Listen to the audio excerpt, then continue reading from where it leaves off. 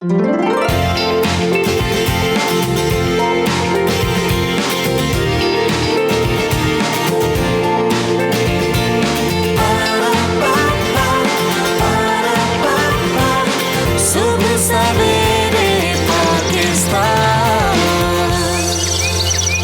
वालेकुम नाज़रीन, आप देख रहे हैं सब सवेरे पाकिस्तान। मैं हूं आपके साथ आपकी मेज़बान रमशा कंवल।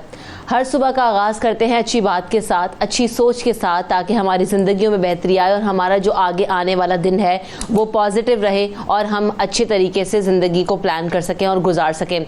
अब होता क्या है कि रमज़ान मुबारक के दिन है और जिस तरह से हम देख रहे हैं कि कोरोना की वजह से जो पूरी दुनिया में सूरत हाल है, मुल्क भर में सूरत हाल है, ख़ास तौर पर अगर पाकिस्तान की बात की जाए तो यहाँ पर हालात इंतहाई तशवीशनाक हैं, क्योंकि एक तरफ तो इस वबा का चैलेंज है और दूसरी तरफ जो हमारे मुल्क को चैलेंज है सबसे बड़ा, वो है भूख का चैलेंज।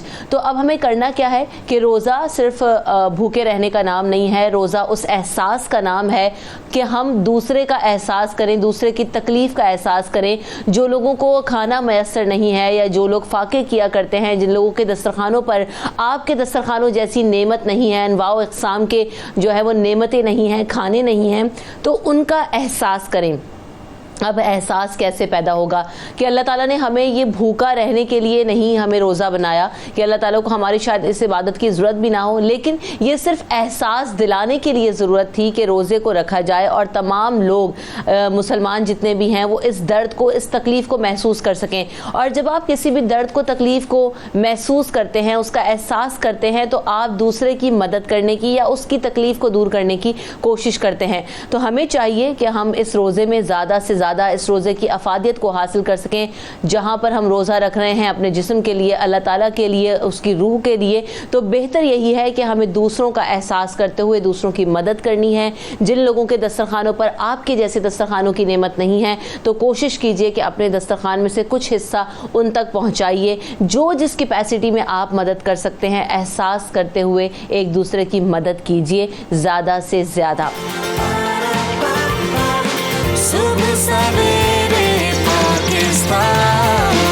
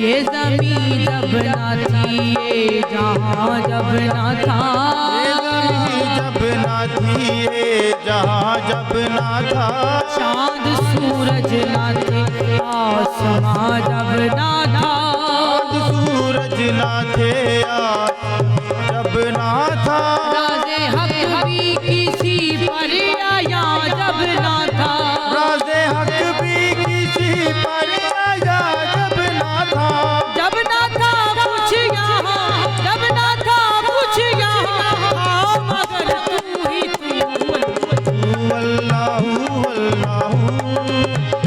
अल्लाहु अल्लाहु अल्लाहु अल्लाहु अल्लाहु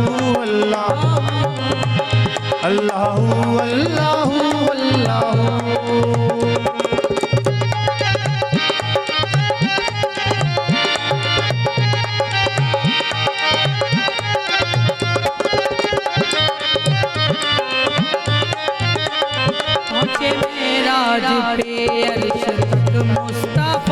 पहुँचे महराज पे अर्श तक मुस्तफा, पहुँचे महराज पे अर्श तक मुस्तफा, पहुँचे महराज पे अर्श तक मुस्तफा, माबूद बंदे में पर्दा रहा, जब न महबूस बंदे में पर्दा रहा, मलाइक ने हजरत से झुक कर कहा, जब मलाइक ने हजरत से झुक कर कहा, सारी मखलूक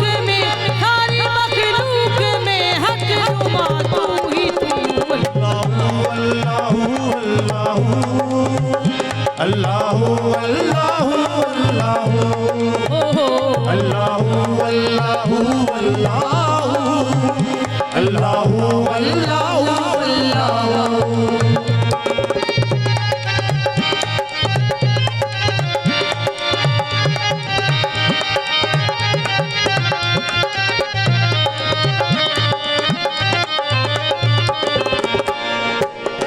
ला इलाहा तेरी शान या वहदाहू, ला इलाहा तेरी शान या वहदाहू, ला इलाहा तेरी शान शान शान शान, ला इलाहा तेरी शान शान शान शान, ला इलाहा तेरी शान शान शान शान, ला इलाहा तेरी शान शान शान शान, ला इलाहा तेरी शान शान शान शान, ला इलाहा तेरी शान शान शान शान, ला इलाहा तेरी शान शान शान शान, ला इलाहा तेरी शान शान शान शान, ला इलाहा तेरी शान शान शान शान, ला इलाहा तेरी शान या वहदाहू, ला इलाहा तेरी शान या वहदाहू, तू ख्यालो तजस्सुस तू ही आरज़ू, ख्यालों का जस्स तू ही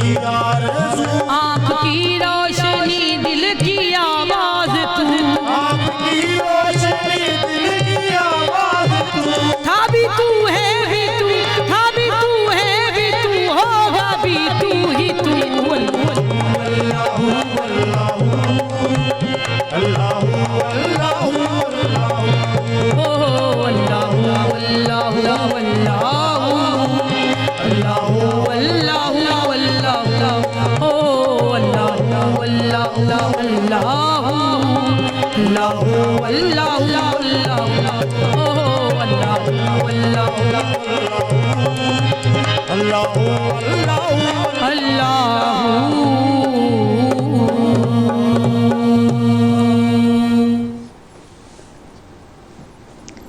वाह वाह वाह, सुभान अल्लाह, माशाल्लाह। और बड़ी ही खूबसूरत अंदाज़, बड़ा ही खूबसूरत कलाम जिसे सुनते हैं तो किसी और ही रंग में जो है ना वो सारी महफिल का रंग बदल जाता है। तहसीन सकीना साहिबा की आवाज़ में, जो कि सूफ़ी सिंगर हैं, हमने अल्लाहू कलाम सुना, और जिसे आबदा जी ने भी गाया है उसका रंग भी कुछ और ही है। और आप जिस अंदाज़ में और जिस आवाज़ में कलाम पढ़ती हैं, हमें सुनाती हैं, वो भी आबदा साहिबा जैसा ही है। तो आपको वेलकम करते हैं शो में। अस्सलाम वालेकुम, कैसी हैं आप? वालेकुम अस्सलाम जी, बिल्कुल ठीक, बहुत शुक्रिया आपका कि आपने हमें इनवाइट किया। आबदा जी के अंदाज़ में आप कलाम पढ़ती हैं और उस कलाम को आबदा साहिबा ने भी पढ़ा है। क्या उन्हीं से इंस्पायर होके आपने सारी चीज़ों का आगाज़ किया? कौन है आपकी इंस्पिरेशन? बिल्कुल, मैं समझती हूँ कि सूफ़ी रंग में जो बहुत बड़ा नाम है वो आबदा जी का है, और सारे लोग ही बहुत अच्छा मतलब पढ़ते हैं, लेकिन मैंने समझा कि जिस तरह सूफ़ी कलाम उन्होंने बयान किया है इस तरह कम लोगों ने बयान किया है, तो मैं उनको ज़्यादा लाइक करती हूँ। कब से शौक़ हुआ आपको गायकी का और कब से गा रही हैं? जी, मैं बचपन से ही पढ़ रही हूँ, और जैसे बचपन से सब बच्चे नात, मरसिया, कसीदा पढ़ लेना, इसी तरह बचपन से ही मैंने स्टार्ट कर दिया था। कभी आपकी मुलाकात हुई है आबदा साहिबा से? जी जी, मेरी मुलाकात भी हुई है और मेरी बात भी होती रहती है। उनके बच्चों से भी, उनकी बेटी से, बेटे से, उनसे भी बात होती है। कितना सीखा है आपने उनकी ज़ात से? वो पैकर हैं। सीखना तो इंसान सारी ज़िंदगी भी सीखता रहे तो नहीं सीख सकता। कोशिश इंसान को करते रहना चाहिए, बिल्कुल ऐसे, क्योंकि मुकम्मल तो इंसान हो ही नहीं सकता। जितना सीखने का अमल ज़्यादा होगा उतनी इंसान में बेहतरी आती जाती है। रसीन साहब, आपने कहा कि बचपन से पढ़ रही हैं कलाम और ये शौक़ पैदा हुआ, तो क्या वजह था कि सूफियाना कलाम, सूफियाना मौसीकी का ही शौक़ पैदा हुआ? क्या घर से था या किसी को देखकर जो है ना वो आप में बचपन से शौक़ आया? जी, घर से माहौल बहुत मजबूत था और घर से ही स्टार्ट हुआ। मेरे वालिद साहब जो थे उनको बड़ा लगाव था इस चीज़ की तरफ, तो उन्होंने मुझे पास बिठाना, सिखाना, बस उनकी तरबियत से ही मेरा इस तरफ रुझान रहा। सुबह सवेरे पाकिस्तान,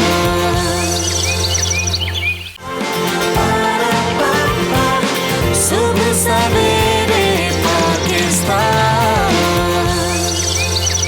आपसे मज़ीद भी बात करेंगे, लेकिन चूँकि आप हमारे साथ शो में मौजूद हैं, आपके हमनमा भी हैं, तो चाहूँगी कि आपसे कलाम हम ज़्यादा सुने, गुफ्तगू भी आपसे होगी। पहले हम आपसे कोई कलाम सुनना चाहेंगे।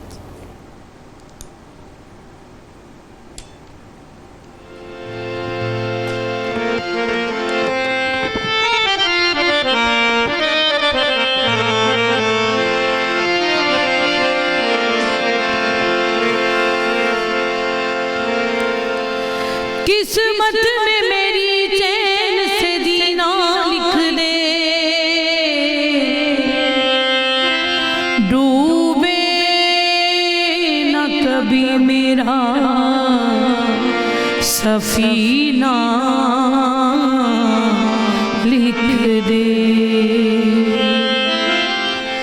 जन्नत भी गवारा है मगर मेरे लिए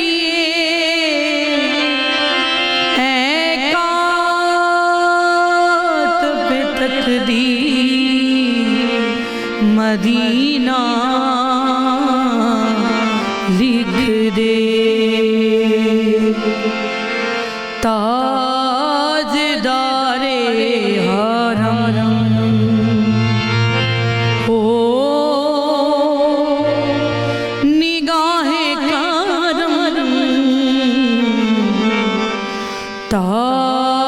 ताजदारे हरम हो निगाहे करम। हम गरीबों के दिन भी सवर जाएंगे, ताजदार निगाहे करम हो करम, ताजदारे हरम हो निगाहे करम। हम गरीबों के दिल भी सवर जाएंगे, हामी बेबसा क्या कहेगा जहां, हामी बेबसा कहेगा जहां। आपके दर से खाली अगर जाएंगे, ताजदारे हरम हो निगाहे करम हो करम, ताजदारे हरम।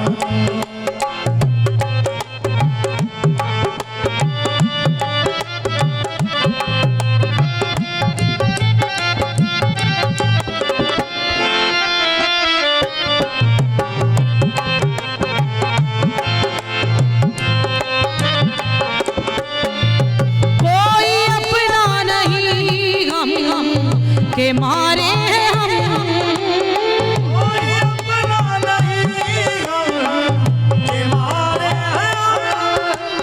कोई अपना नहीं हम के मारे हैं हम। कोई अपना नहीं हम के मारे हैं। आपके दर पे फरियाद लाए हैं हम, आपके दर पे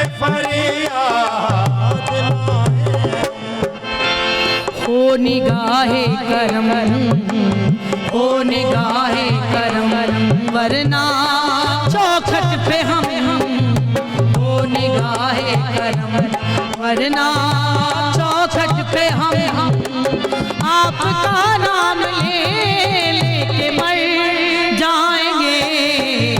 ताजदारे हरम ओ निगाहे करम, हो करम, ताजदारे हरम।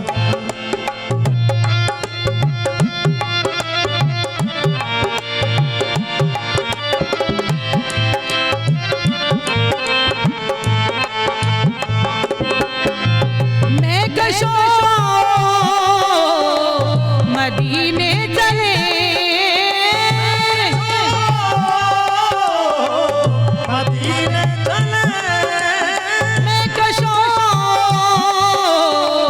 मदीने चले आओ, मदीने चले आओ, मदीने चले, आओ मदीने चले आओ, मदीने चले, आओ मदीने चले आओ, मदीने चले आओ, मदीने चले आओ, मदीने चले, इसी महीने चले आओ, आओ मदीने चले आओ, मदीने चले।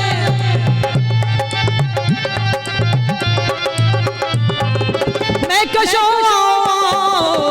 मदीने चले, मदीने चले, दस्ते साकी कौसर से पीने चले, दस्त साथी कौशल से पीने चले। याद रखो अगर, याद रखो अगर उठ गई एक नजर, याद रखो अगर उठ गई एक नजर, जितने खाली है सब जाम भर जाएंगे। ताजदार ओ निगाहे करम, ओ करम, ताजदार हरम, ओ निगाहे करम, ओ करम, ताजदार हरम, ओ निगाहे करम, ओ करम, ताजदार हरम।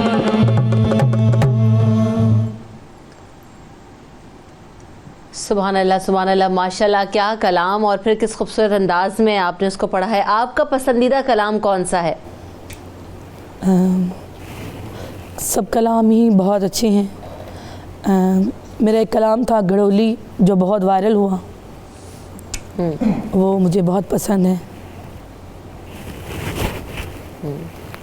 घर वालों के बारे में बात हो रही थी, वो आपको किस हद तक सपोर्ट करते हैं, और आपके बच्चे, आपके जो हस्बैंड हैं, वो आपको कितना सपोर्ट करते हैं, कितना पसंद करते हैं जब आप पढ़ती हैं इन कलामों को? तो मेरी फैमिली मुझे बहुत ज़्यादा सपोर्ट करती है, मेरी वालदा, मेरे मियाँ, मेरे बच्चे, क्योंकि हम सब घर पे इकट्ठे बैठ के रिहर्सल कर रहे होते हैं। मेरे बच्चे भी और मियाँ भी, वो बता रहे होते हैं कि ऐसा कर लो, इस तरह बेहतरी आ जाएगी। तो ये सारी क्लास इकट्ठी होती है, मेरी वालदा भी, और सब लोग एक दूसरे की मुशावरत कर रहे होते हैं कि यहाँ से ऐसे कर लो और यहाँ से, मतलब ऐसे बैठ के फिर रियाज़ करते होते हैं। क्वारंटाइन में जो आपका टाइम है वो कैसे गुजर रहा है बच्चों के साथ, और फिर रियाज कैसे कर रही हैं, कितनी देर करती हैं रोज़ाना? इस मसले में ज़्यादा वक्त तो घर पे ही गुज़रता है, और पहले तो मतलब बहुत कम टाइम घर पे गुज़रता था, तो अब ज़्यादा टाइम होता है, ज़्यादा बच्चों को भी टाइम दिया जाता है, और टाइम मिले तो खाना भी बच्चों को बना देती हूँ। तो बस ऐसे ही कभी रियाज़ कर ली, कभी घर का कुछ देख लिया, बच्चों को देख लिया ज़रा। अब पहले तो बिल्कुल टाइम नहीं मिलता था, तो अब अल्लाह ने टाइम दिया, तो उसकी वजह से बस ज़रा घर को टाइम देती हूँ। सही बात है। जब आप कोई भी कलाम पढ़ रही होती हैं, सूफियाना कलाम, तो यकीनी तौर पर तब तक उसका असर नहीं आता, तब तक उसका रंग नहीं आता, जब तक वो कैफियत, वो फ़ील आप अपने ऊपर तारी ना कर लें। आपकी कैफियत कैसे होती है, और जो है ना, क्या आपके जहन में, दिल में, दिमाग में होता है उस वक्त जब इन कलामों को पढ़ रही होती हैं? जब तक बंदा ख़ुद कैफियत में नहीं होगा, किसी के ऊपर वो कैफियत दे नहीं सकता। तो मेरे ख़्याल में हर कलाम ही जिसको भी सुन लें, वो कैफियत का इनाम है। तो मैं तो जिसको भी पेश करती हूँ, कोशिश करती हूँ कि उसमें ख़ुद डूब जाऊँ। अगर ख़ुद डूब जाऊँगी तो लोगों के ऊपर भी वो सहर तारी हो सकता है। आप अपनी कामयाबी का क्रेडिट किसको देना चाहती हैं? मेरी कामयाबी का क्रेडिट जो है वो मेरी सारी फैमिली को है, मेरे मियाँ को, मेरी माँ को, मेरे बच्चों को, क्योंकि उनके बगैर मैं कुछ भी नहीं हूँ। ख़ुसूसन मेरे मियाँ जिन्होंने इतनी मेरे लिए स्ट्रगल की, और मुझे उन चीज़ों को पता ही नहीं होता कि वो जो कुछ कर रहे होते हैं। तो मैं अपना क्रेडिट जो है अपनी माँ और अपने मियाँ और अपने बच्चों को दूँ।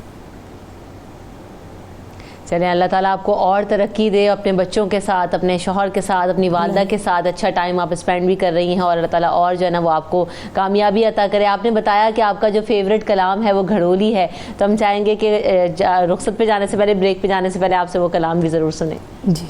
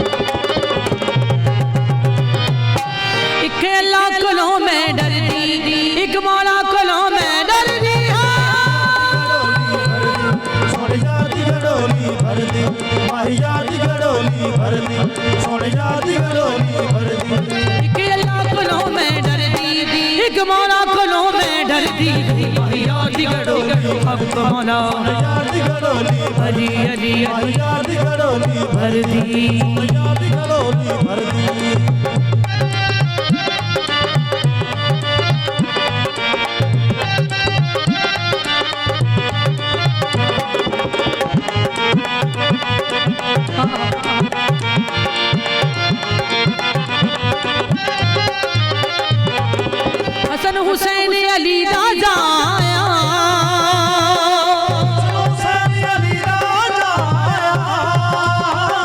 हसन हुसैन अली दा जाया,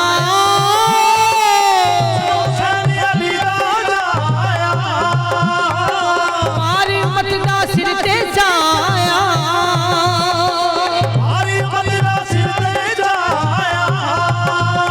मैं बारी शाह है दर्दी, मैं गोली शाह है दर्दी, मैया दी घड़ोली सोने याद घड़ोली भरदी, मैया दी घड़ोली भरदी, सोने याद घड़ोली भरदी।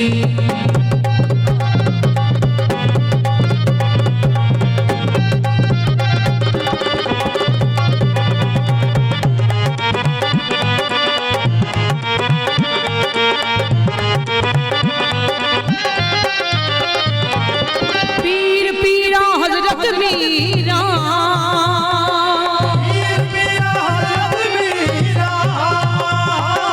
नाम तेरे तो टूटियां जंजीरा,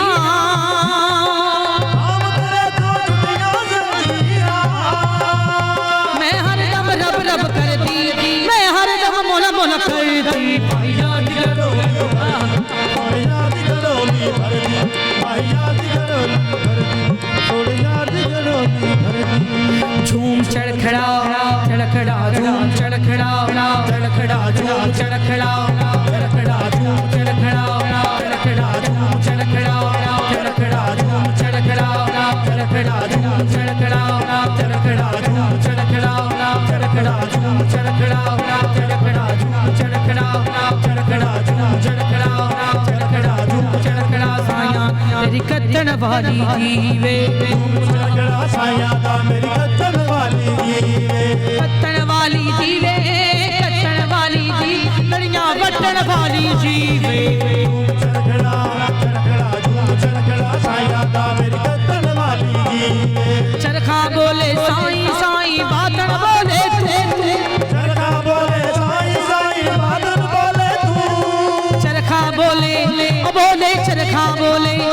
बोले चरखा बोले साईं साईं बात न बोले तू चरखा बोले साईं साईं बात न बोले तू कहे हुसैन फकीर निमाना कहे हुसैन फकीर निमाना है नहीं जब तू ओ झूम चरखड़ा चरखड़ा झूम चरखड़ा चरखड़ा झूम चरखड़ा चरखड़ा झूम चरखड़ा चरखड़ा झूम चरखड़ा चरखड़ा झूम चरखड़ा चरखड़ा झूम चरखड़ा माला माला माला माला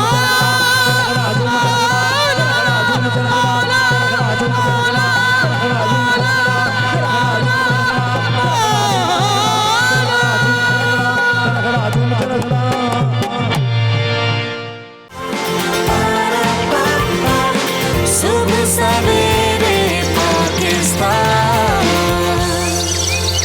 आज पड़ोसियों के हुकूक पर बात होगी कि हमारे लिए हमारे जो पड़ोसी हैं वो कितने अहम होते हैं। खुशी और गमी का सबसे पहले जो साथ देने वाले लोग होते हैं वो हमारे पड़ोसी होते हैं, और अगर अच्छा पड़ोसी हो तो उसे अल्लाह ताला की बहुत बड़ी नेमत कहा जाता है। लेकिन अब हमारे यहाँ होता क्या है, और जिस हिसाब से पड़ोसियों के हुकूक रखे गए हैं तो यहाँ तक कहा गया कि कहीं इन्हें विरासत में भी हिस्सा ना दिया जाए। इस्लामिक स्कॉलर इस बात पर जो है वो ज़्यादा हमारी तस्सीह करेंगे, हमें दुरुस्त मालूमात से आगाह करेंगे। लेकिन यहाँ तक हुकूक बयान किए गए। और फिर दूसरी बात ये कि हम आजकल जो हमारा दौर है, जितनी हद तक हमारी ज़िंदगियों में तब्दीलियाँ आ चुकी हैं, पहले पड़ोसियों के साथ गली मोहल्ले में कचहरियाँ लगाई जाती थीं और हाल अहवाल पूछे जाते थे, एक दूसरे के घरों के बारे में मालूमात हुआ करती थी कि क्या हालात हैं। लेकिन अब जिस लाइफस्टाइल में हम रह रहे हैं, सोसाइटीज़ के कल्चर में हम रह रहे हैं, हमें अपने बराबर में नहीं पता कि कौन शख्स रहता है, क्या करता है, उसके हालात कैसे हैं। तो हमें किस हद तक अपनी ज़िंदगियों में तब्दीली लाने की ज़रूरत है। अपने पड़ोसियों का ख्याल रखें, उनसे पूछें, उनके बारे में मालूमात रखें। और फिर दूसरी बात यह कि कोरोना पेंडेमिक के बाद जो सूरत हाल यकसर तब्दील हुई, जिसमें हम बार बार जहाँ से अपने शो का आगाज़ किया था कि मदद करें, एहसास करें, अपनी ज़ात में तब्दीली लेकर आएँ, अपने लोगों के बारे में परखें, तो फिर हमें पता कैसे चलेगा कि हमें किन लोगों की मदद करनी है। हम उनको आइडेंटिफाई कैसे करेंगे जब हम अपने आस पड़ोस इलाके मोहल्ले के लोगों को जानेंगे ही नहीं। तो इनके हुकूक क्या है पड़ोसियों के, किस हद तक अल्लाह ताला ने इनके हुकूक देने का कहा है, इन तमाम चीज़ों पर बात करेंगे। डॉक्टर आतिफ असलम राव साहब मेरे साथ मौजूद हैं, जो कि एसोसिएट प्रोफेसर भी हैं कराची यूनिवर्सिटी में, इस्लामिक स्टडीज़ डिपार्टमेंट में, इस्लामिक स्कॉलर भी हैं, if I am not wrong, के इस्लामिक स्टडीज़ कराची यूनिवर्सिटी में यहाँ पर एसोसिएट प्रोफेसर हैं। आपको वेलकम करूँगी डॉक्टर आतिफ असलम साहब। और साथ साथ डॉक्टर इमरान साहब भी मेरे साथ मौजूद हैं, जो कि माइंड साइन एक्सपर्ट हैं। इमरान भाई, आपकी आमद का और आपके वक्त का भी बहुत शुक्रिया। तो सबसे पहले आतिफ साहब, जब हम बात करते हैं तो पड़ोसियों के हुकूक की, तो सबसे बड़ी सोच जो मेरी तरफ जाती है वो ये कि आजकल हुकूक तो बहुत पीछे रह गए हैं। मुझे ये नहीं पता अनफॉर्चुनेटली कि मेरे पड़ोस में कौन रहता है। तो फिर हम हुकूक, वो सारी बातें हम फिर कैसे उन पर अमल करेंगे जब हमें पता ही नहीं है कि कौन है, किस हालात में क्या करता है। बिस्मिल्लाहिर्रहमानिर्रहीम। आपने बहुत अच्छे मौजू का आज इंतखाब किया है।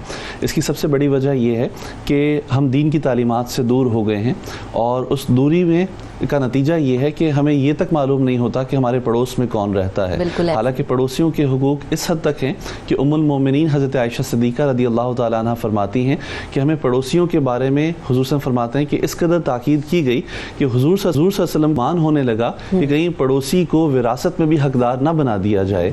कुरान मजीद फुरकान हमीद सूरत निसा आयत नंबर 36 में पड़ोसियों के हिसाब से अल्लाह रब्बुल इज़्ज़त ने फरमाया वल जार दिल क़ुरबा वल जार जुनूबी व साहिब बिल जंबी वब्न सबील। यहाँ पर मुख्तलिफ लोगों के हुकूक बयान किए गए हैं। उसके अंदर 3 पड़ोसियों का जिक्र किया गया है कि एक वो पड़ोसी जो आपके बिल्कुल करीब है, एक वो पड़ोसी जो थोड़े से फासले पर है, और एक वो पड़ोसी जो आर्जी वक्त का पड़ोसी है। इसकी तफसील ये है कि वो शख्स जिसकी दीवार आपकी दीवार से मिलती हो, तो वो आपका जो हमसाया है उसका सबसे ज़्यादा आपके ऊपर हक है। और ये हक बसा औकात 3 तरह से होता है। नंबर 1 ये कि अगर वो मुसलमान है तो मुसलमान का हक भी अदा करना होगा। नंबर 2 कि अगर वो रिश्तेदार है तो हमसाई और रिश्तेदारी का हक अदा करना होगा। नंबर 3 ये कि वो मुसलमान भी है और रिश्तेदार भी है और हमसाया भी है, तो फिर उसके 3 हुकूक हो जाएंगे। फिर फरमाया गया दूसरा वो है कि जो आपके कुछ फासले पर रहता हो या इन 3 हुकूक में से 2 हुकूक उसके बनते हो कि या तो वो मुसलमान और रिश्तेदार है या वो पड़ोसी है, तो इन 3 में से कोई 2 हुकूक उस पर आते हो। और तीसरा वो है जो आर्जी तौर पर आपका पड़ोसी हो। इसके अंदर सेम प्रोफेशन के लोग या बस में एक साथ सफ़र करने वाले या वक्ती तौर पर एक दूसरे से जब मुलाकात होती है तो साथ रहने वाले उन दोनों के एक दूसरे के ऊपर हुकूक बनते हैं। तो पड़ोसियों के हुकूक इस कदर हैं कि पड़ोसी का हक अदा करने को ईमान की अलामत करार दिया गया है। नबी करीम सल्लल्लाहु अलैहि वसल्लम फरमाया कि तुम में से कोई शख्स मोमिन नहीं हो सकता जब तक कि उसका पड़ोसी उसकी ईज़ा रसानियों से महफूज ना हो। हुजूर अलैहिस्सलातु वस्सलाम ने यहाँ तक फरमाया कि 4 चीज़ें ऐसी हैं जो अल्लाह तबारक व तआला के अजीम इनामात में से एक हैं, उनमें से एक नेक पड़ोसी का होना भी है। और नबी करीम सल्लल्लाहु अलैहि वसल्लम ने फरमाया कि मरने के बाद भी अगर नेक पड़ोसी होगा, कोई नेक शख्स होगा, उसके ऊपर जो रहमतें बरस रही होंगी उससे उसके पड़ोसी को फ़ायदा होगा। तो पड़ोस की अहमियत न सिर्फ ज़िंदगी में है बल्कि इस दुनिया से रुखसत होने के बाद भी। बिल्कुल, अब ये देखें ना कि पड़ोसी की अहमियत कितनी ज़्यादा है, दीन इस्लाम ने कहाँ तक रखी है। डॉक्टर इमरान, मुझे एक बचपन की प्रैक्टिस याद आ गई, मैं यहाँ पर शेयर भी करूँगी और वो उससे हम आगे गुफ्तगू को कनेक्ट भी करेंगे। हमारे जो पड़ोसी हुआ करते थे, अल्लाह ताला उनको जन्नत नसीब करे, उस दुनिया से रुखसत हो गए। बचपन की मैं बात बता रही हूँ। तो रमज़ानुल मुबारक में उनकी ये प्रैक्टिस हुआ करती थी कि वो रोज़ाना जब सहरी का वक्त हुआ करता था तो वो आते थे अपने घर से निकल के, चाहे कितनी भी सर्दी हो, चाहे कितनी भी गर्मी हो, कोई भी मौसम हो, कैसी भी शिद्दत हो, वो हमारे घर की डोर बेल बजाया करते थे। और हम जब तक अंकल को जाके आवाज़ नहीं लगा दिया करते थे कि अंकल हम उठ गए हैं, हम सहरी के लिए तैयारी कर रहे हैं, आपका शुक्रिया, तब तक वो दरवाजे से जाया नहीं करते थे। तो उनकी ये प्रैक्टिस हुआ करती थी और अगर वो कभी दरवाज़ा ना बजाएं तो हमें तशवीश हो जाती थी कि आज वो उठे हैं या नहीं उठे या क्या मामला है। तो एक दूसरे का इस हद तक ख्याल था और ये कोई प्रैक्टिस नहीं थी कि हमने उनको कहा हो या उन्होंने हमें जो है वो कहा हो, बस ये एक रिवायत थी जिसे हम पूरा किया करते थे और कभी ना हो तो उसे मिस भी करते थे। हमारे वो पड़ोसी तब्दील हुए तो हमने उनके जाने के बाद जो पहला रमज़ान आया तो बाकायदा तौर पर उन्हें याद करके हम सब घर वाले रोए कि देखें आज वो नहीं आए तो हमें कितनी उनकी कमी महसूस हुई। तो बात यह है कि ये रिवायात थी, ये हमारा कल्चर था, ये खूबसूरती थी और आज भी मैं वो चीज़ याद करती हूँ तो मुझे बड़ा अच्छी फीलिंग आती है। लेकिन अब नहीं है वो हमारी यहाँ फीलिंग और ये रिवायत तब्दील हो रही हैं। सो डॉक्टर इमरान, कितना ज़रूरी है कि हम कहीं ना कहीं जाकर उनको रिकनेक्ट करें, रिज्यूम करें जिन चीज़ों से हम दूर हो गए हैं, क्योंकि उनकी इम्पॉर्टेंस जैसे कि अभी आतिफ साहब ने भी बताया कि बहुत ज़्यादा है। देखिए, आपने जो अभी इंट्रोडक्शन के अंदर जो पैकेज था उसमें जो तरतीब बता रही थी कि हम लोग अपने घर में जो हमारे करीब तरीन लोग हैं उसमें हमारे वालिदैन हैं, हमारी औलाद हैं, हमारे अजीज़ अकारिब हैं और उसके बाद हमारे पड़ोसी भी हैं। अब जो हमारा नया फैमिली सिस्टम आ गया है, क्योंकि हम लोग जॉइंट फैमिली सिस्टम में नहीं रहते हैं, न्यूक्लियर सिस्टम में आ गए हैं, तो आप नोट करें कि हम सबसे ज़्यादा किससे करीब रहते हैं? हम अपनी औलाद से करीब रहते हैं और हम अपने पड़ोसी से करीब रहते हैं, क्योंकि ज़ाहिर है अजीज़ अकारिब जो है हमारे दूर दूर हैं वालिदैन से। अब हम लोग जॉइंट फैमिली सिस्टम में नहीं है तो वहाँ पे भी नहीं मौजूद हैं। तो अगर आप तरतीब देखें तो कुर्बत के लिहाज से जो हम सबसे ज़्यादा करीब फिज़िकल जिसको हम कहते हैं वो हमारे पड़ोसी हैं। अच्छा, कुरान पाक जो है वो बारहा मुखातिब करता है या नास यानी इंसानों को मुखातिब करता है, लेकिन या अय्युहल्लज़ीना आमनू जब ईमान वालों को मुखातिब करता है तो ज़्यादातर अहकामात जब आपको नज़र आएंगे वो ईमान वालों के ऊपर नज़र आएंगे। वो इसलिए ईमान वालों पर नज़र आएंगे कि कुरान पाक खुद ये कहता है कि अभी ईमान तुम्हारे दिलों में दाखिल नहीं हुआ है, तुम सिर्फ इस्लाम लाए हो। और ईमान वाला कौन होता है? मोमिन कौन होता है? जो कि निजात याफ्ता होता है। तो अल्लाह तबारक व तआला कहते हैं आप कब निजात याफ्ता होंगे? जब पहले आप ईमान लाएंगे और फिर आप इन अमल साले करेंगे, क्योंकि अगर आप अमल साले नहीं करेंगे तो फिर आप ईमान वाले मुकम्मल नहीं होंगे, निजात याफ्ता नहीं होंगे। इस खुशफहमी में ना रहें कि आप निजात याफ्ता हो जाएंगे। इसी तरह हदीस मुबारक है कि इसमें रसूल पाक सल्लल्लाहु अलैहि वसल्लम ने फरमाया कि जिसको अल्लाह पर और आखिरत पर यकीन है वो अपने पड़ोसी का इकराम करे। अब यानी इसका मतलब ये है कि अगर आप अपने पड़ोसी के साथ इकराम नहीं करते, अगर आप उसके साथ उसने सलूक नहीं करते, आप सिला रहमी नहीं करते, तो फिर आप मोमिन नहीं हो सकते। और आप मोमिन नहीं हो सकते तो इसका मतलब आप निजात याफ्ता नहीं हो सकते, आप सिर्फ कलमा गो हो सकते हैं। पूरे दीन के अंदर जितना मैंने पढ़ा है कहीं ये नहीं लिखा हुआ कि कलमा गो की निजात है, ईमान वाले की निजात है।